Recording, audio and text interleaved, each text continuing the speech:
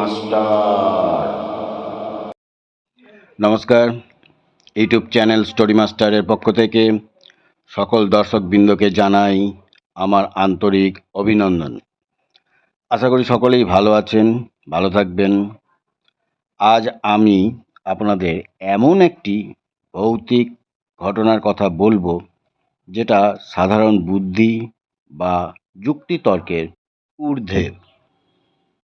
শহরের এক ফ্ল্যাটে প্রীতি নামে এক মহিলা তার স্বামী এবং 12 বছরের এক পুত্র সন্তান নিয়ে বাস করতেন।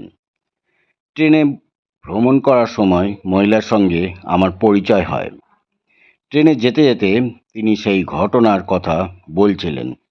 এখন তার মুখ থেকে শুনুন সেই ঘটনা।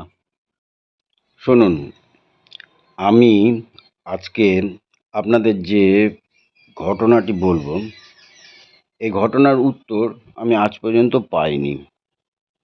হ্যাঁ, এরকম যে ঘটনা ঘটতে পারে এটা আমারও জানা ছিল না। এটা আমার জীবনে ঘটা। এবার সেই ঘটনাটা কি সেটাই বলছি। আমি, আমার স্বামী এবং আমাদের একমাত্র ছেলে 12 বছরের বুবাই, এই নিয়ে ছিল আমাদের সংসার। আমার স্বামী ব্যাংক লোন নিয়ে শহরের মধ্যে একটি ফ্ল্যাট নেন।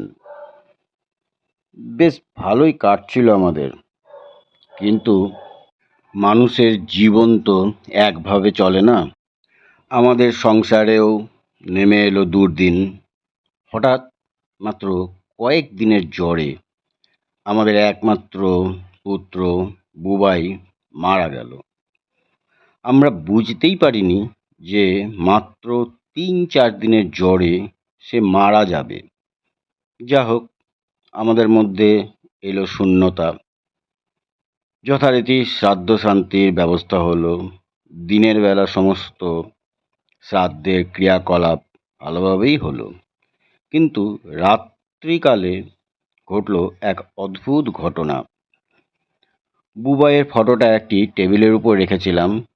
আমি সেই টেবিলে বুবাইকে খাবার সাজিয়ে ভারাক্রান্ত মনে বললাম, বুবাই, তোর খাবার দিয়েছি, খেয়ে নে, দেরি করিস না আবার, যেন খাবার ঠান্ডা হয়ে যাবে। এর আগে ছেলেকে খেতে দিয়ে যেমনভাবে ডাকতাম, ঠিক সেইভাবেই ডাকলাম। হঠাৎ বাড়ির সব আলো নিভে গেল। সারা বাড়ি হয়ে গেল অন্ধকার। সেই সময় আমি দেখলাম একটা অস্পষ্ট ছায়া মূর্তি টেবিলের সামনে রাখা চেয়ারটা এসে বসলো। আমি তো মন্ত্রমুগ্ধের মতন সেই দিকেই তাকিয়ে আছি। কিছুক্ষণ পর পুনরায় বাড়ির আলো জ্বলে উঠল। দেখলাম টেবিলে রাখা খাবারগুলি নেই, কে যেন পরিষ্কার করে খেয়েছে। আমি তো সবাইকে ডাকলাম, বললাম সব, কিন্তু কেউ এর কোনো সঠিক ব্যাখ্যা দিতে পারল না। এর কয়েক মাস পর গয়াতে গেছিলাম বুবাইয়ের নামে পিণ্ডদান করতে। সেখানে যখন পিণ্ডদান করছি, সেই সময়ও ঘটল সেই একই ঘটনা। পিণ্ডদান করছি এমন সময় হঠাৎ দুটি হাত এগিয়ে এলো এবং আমার হাতের পিণ্ডটা নিয়ে মিলিয়ে গেল। সেই সময় আমি এতটাই ভয় পেয়েছিলাম যে আমার গোটা গায়ে কাঁটা দিয়ে উঠেছিল। তারপর 2 বছর কেটে গিয়েছে, আর সেরকম কোনো ঘটনা ঘটে নাই।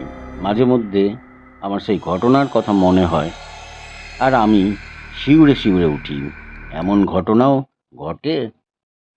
তাহলে দর্শক বন্ধুরা, এই ছিল আজকের ঘটনা। ভালো লাগলে অবশ্যই কমেন্ট করবেন এবং আমার এই ছোট্ট চ্যানেলটিকে সাবস্ক্রাইব করতে ভুলবেন না। নমস্কার, ভালো থাকবেন।